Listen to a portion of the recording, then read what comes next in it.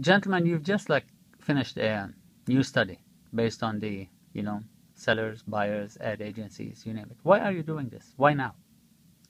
Well, I think we're doing it because we think that the buying of media has changed. And I think that we want to validate what I think many sellers already know and what many buyers, the way they're already operating.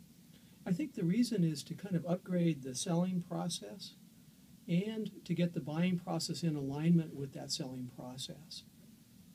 Yeah, Jim and I have known each other for a while, and I think it was about a year ago that we were having breakfast, and you were sharing your point of view that magazine media is going through a transitional phase of going from what I guess you described as a relationship selling business model to a transactional business model. And I had a similar point of view, I guess. I probably didn't express it such, but I said, let's take a look. So we studied the SRDS subscriber base. We did a sample of over the 12,000 end users that we had email addresses for. We polled 200 of them. And they have some pretty influential buying power. The average subscriber has about $19 million in media budget. And I'd say the key finding, the key insight that came out was a couple of things, but I think Jim's onto something for sure. It is becoming more transactional in that media planners today are not silo experts. They are absolutely buying across all media. Of course, everybody has digital responsibilities, but even I think it was surprising to see that you'll see people who buy consumer magazine, B2B magazines, broadcast, TV, you name it. Planning is becoming much more of a generalist responsibility in buying.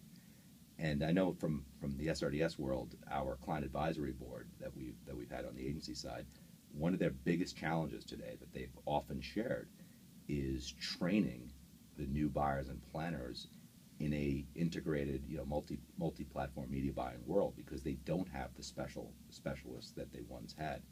It's hard to train them on all this media.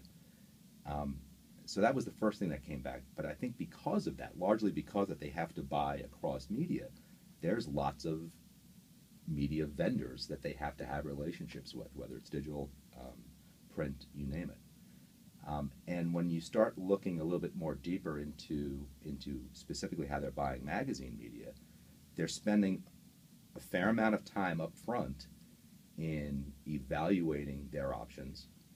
But once they set that media schedule, it's pretty much running until it's time to reevaluate when that campaign is over. And I think in the old days, I hate saying the old days, but Jim, I think the point of view you had was in the old days, a magazine media rep would have many times to go back in and connect with that client. If they were off the schedule, they would be able to get in and say, why am I off the schedule? I think let's readjust. If they were on the schedule, they'd have plenty of time to go back in and say, here's how we're doing. Let me also show you some other unique opportunities this year that you might want to take advantage of. Let's talk about some new ideas for next year. I don't think they have that luxury anymore. I think from what we're seeing from this study, the days of allowing the teams back in just aren't happening anymore. And I think that's where it's much more transactional oriented than relationship driven. I agree. I was on the other side of the business before I went to this side, and one other change, a big change in that was that you would plan annually. But one of the remarkable things about this study is that 50% of the people, the buyers, were doing it sporadically. Right. They weren't doing it annually. And I think that's a big change. Yeah, it was annually, and it was always fall planning season. It was always fall planning season, right. And that doesn't appear to be quite the same at this point. And it's not to say that there's still not an emphasis in the fall, and they're still doing a lot of their evaluation in the fall. But we see it even just behaviorally when we look at our own metrics. Mm-hmm. So when people are using the SRDS system, the biggest months are January, mm-hmm. and it's clear that that's when the budgets are being released. Mm-hmm. So it's back. You have to get back into the system to get that planning because the budgets are coming in later. And where I would bet if we had an online service back in the 80s, we would have seen the spike would have been Yeah. entirely in August and September when that fall season was going on. So, gentlemen, let me ask you then. You mentioned the old days, Oh God. and you know, a lot of people, I mean, see the old days now on Mad Men, and do you think the change from relationships to transactions, is it based on the changes in our society or changes in the media landscape, or what do you attribute that change to? Well, I think it's society. I think it's business society. I think every business is doing more with less, with resources. So I know I had lunch the other day with a colleague of mine, and it was the first time we've had lunch in about a year. And I said, I remember 5 years ago, I made the comment of who has time for golf anymore?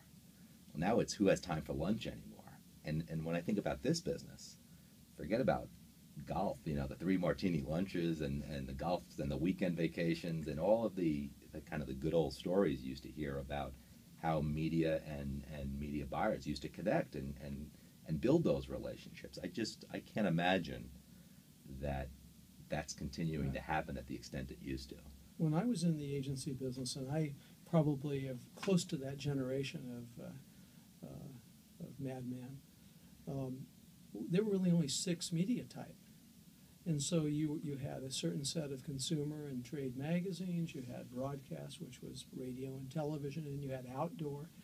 Today, they have this new word called digital, which is really a word that encompasses all kinds of media within it, whether it's electronic newsletters, whether it's mobile, whatever it is. And so the complication has grown immensely. The number of sites that try to get the attention of a media planner is mind-boggling just by itself. Mm-hmm. Before you start talking about a network television station or a magazine trying to get some time or attention with the media mm-hmm. person. Oh, sure. I mean, we've got, again, some anecdotal stories. Some of it is represented in this research, but I can tell you stories of planners, clients of mine, who will share that in a given week, they will have had literally 200-300 emails from media sales teams, and to suggest that they're even trying to respond back to them is a farce. You know, they just don't have the time to respond the way we would like them to respond. That's right. And that again, I think that's because planners as a whole or agencies as a whole are trying to do more with less. Yeah. So there's just more media out there. Yeah, there's more media. So briefly, I mean, what advice would you give the seller, and what advice would you give the buyer based on this study? So there's a lot of advice I think I can give. I don't think anybody needs my advice. I don't think this is changing the dynamics of the workplace at all. But Jim, I know where you're going. I mean, I think the ability to kind of align. Mm-hmm. You know, let's have a little bit of a reality check that we have compressed time these days, and the ability of a sales professional, media sales professional, to condense a more complicated sales story mm-hmm. In an appropriate amount of time, I think that's a skill that if you don't have, you better get pretty fast. And I think this is kind of mm-hmm. maybe the crux of this research is to allow for magazine media publishers to really think about their sales force differently. You know, are you investing and structuring your organization around relationship buying, or relationship models, or are you structuring it around kind of transaction oriented? Transaction oriented, it would be much more about get to the point. It would be about following up to RFPs as fast as you can, because if they're giving you a week, that's probably a lot of time. Mm-hmm. It's not to necessarily chase business that is running in your competitors, because while I'm not saying that it's not important to keep an eye on that, the ability to think that your sales team is going to be able to see an ad running tomorrow and call up that agency and get in and say why you're the preferred brand is a tall order these days. There's an old expression, and I really buy it, and that is sellers need to sell the buyers the way they want to be sold. Mm-hmm. And what that means in today's world is assessing rapidly what the buyer is looking for. and how much time that buyer has to take your message in. And I think that would be the best advice that I would give to any publisher. Get in, assess quickly, and communicate, understanding that you have very little time, and you probably need to focus on your brand, and then treat the platforms as really tactics. I can't argue that. And it suggests we're talking just about the sales professional, and I don't think that's fair either. I think there's lots of information that we're picking up as to what resources the planners and buyers are using in a compressed world. Yes. Certainly, and I don't want to make this a commercial, certainly SRDS is one of them. To make sure you have a proper presence in SRDS is important, but there's lots of other valued resources that they're using every day, and it's including your syndicated research, it's including your audit statements, it's including telling or having availability for your multimedia story that's easily accessible. If you have a media kit behind a firewall, behind a password protected, stop it right now. That's right. I can't tell you how frequently we've had users who've said that is so frustrating to them because there's so many options. If you think they're going to spend the time to put their register to have access to it, they won't. So I mean, little tips like that I would say are things a magazine media publisher might want to rethink. I think the biggest thing we see, I mean, what I do for a living is basically talk with publishers that come into my office. And what we see is a situation where many publishers expect a sales force to market, and that's too much. Sales and marketing are two separate disciplines, and I think to expect a salesperson to market one sales at a call at a time is really not a doable thing. Mm-hmm. And I am, as you know, a tremendous fan of air support. I think you have to have air cover, and I think SRDS and the other sources are critical